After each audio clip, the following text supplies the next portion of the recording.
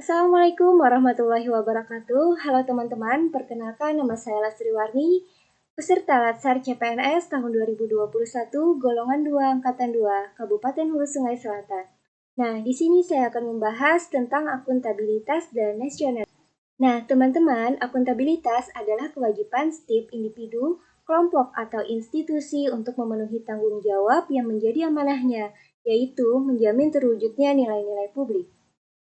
Nilai-nilai publik itu yaitu mampu mengambil pilihan yang tepat dan benar ketika terjadi konflik kepentingan antara kepentingan publik dengan kepentingan sektor, kelompok, dan pribadi. Yang kedua, memiliki pemahaman dan kesadaran untuk menghindari dan mencegah keterlibatan PNS dalam politik praktis. Yang ketiga, memperlakukan warga secara sama dan adil dalam penyelenggaraan pemerintahan dan pelayanan publik. Yang keempat, menunjukkan sikap dan perilaku yang konsisten dan dapat diandalkan sebagai penyelenggara pemerintahan. Nah, sahabat Latsar, ini dia indikator dasar nilai akuntabilitas. Yang pertama, kepemimpinan. Lingkungan yang akuntabel tercipta dari atas ke bawah, di mana pimpinan memainkan peranan yang penting dalam menciptakan lingkungannya. Contohnya, mampu memimpin sebuah rapat atau menjadi ketua kelompok. Transparansi, yaitu tujuannya mendorong komunikasi dan kerjasama, meningkatkan akuntabilitas dalam keputusan, meningkatkan kepercayaan dan keyakinan kepada pemimpin. Contohnya, keterbukaan informasi, keterbukaan dalam agenda, keterbukaan dalam keuangan. Yang ketiga yaitu integritas, yaitu kewajiban untuk menjunjung tinggi dan mematuhi semua hukum yang berlaku, undang-undang, kontrak, kebijakan, dan peraturan yang berlaku, kesesuaian antara perkataan dan tindakan. Contohnya, hadir dan absensi sebelum jam kerja, menghadiri Zoom meeting tepat waktu. Yang keempat yaitu tanggung jawab. Tanggung jawab terbagi dua, yaitu tanggung jawab institusi dan perseorangan. Nah, contohnya menyelesaikan tugas tepat waktu, menjaga kebersihan diri. Nah, sahabat Latsar, yang kelima yaitu keadilan merupakan landasan utama dari akuntabilitas. Keadilan harus dipelihara dan dipromosikan oleh pimpinan kepada lingkungan organisasinya. Contohnya, membagi waktu antara ibadah dan kerja, memberi nilai sesuai aturan. Yang keenam yaitu kepercayaan. Rasa keadilan akan membawa pada hal-hal yang dipercaya. Lingkungan yang akuntabel ada dari hal-hal yang dapat dipercaya. Contohnya berbicara terus terang, mengikuti perintah sesuai aturan.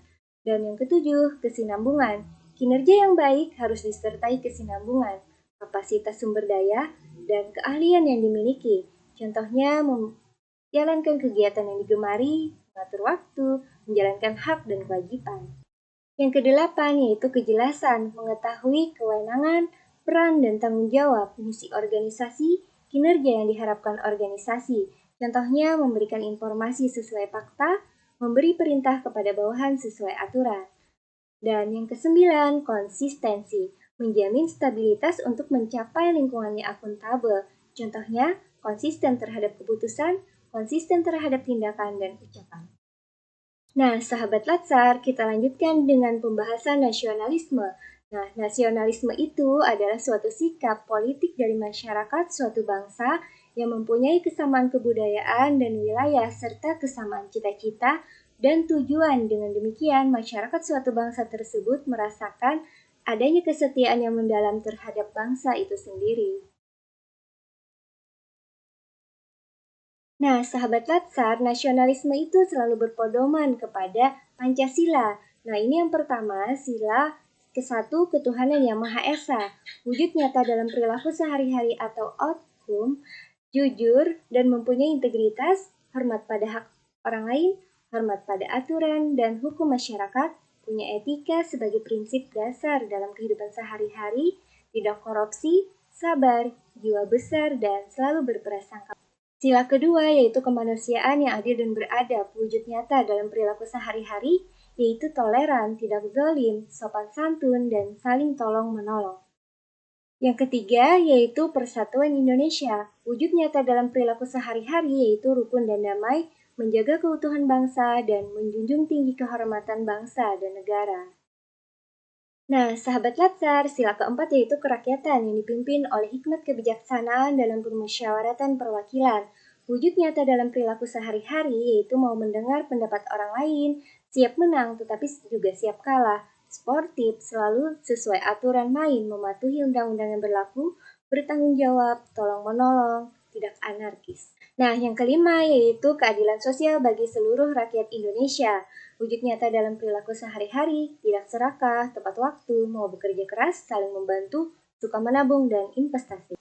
Nah, sahabat Latsar, ASN juga sebagai pembuat dan pelaksana kebijakan publik.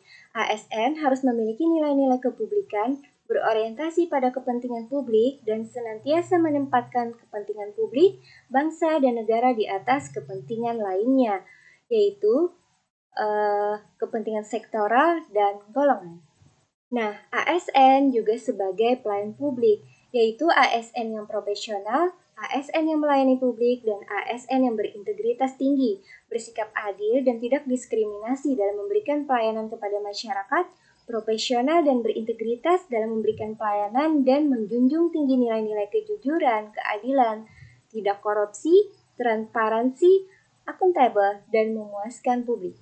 Nah, yang terakhir, ASN sebagai perekat dan pemersatu bangsa, yaitu ASN pemersatu bangsa dan negara memiliki jiwa nasionalisme dan wawasan kebangsaan yang kuat, memiliki kesadaran sebagai penjaga kedaulatan negara, menjadi perekat bangsa dan mengupayakan situasi damai di seluruh wilayah Indonesia, dan menjaga keutuhan NKRI.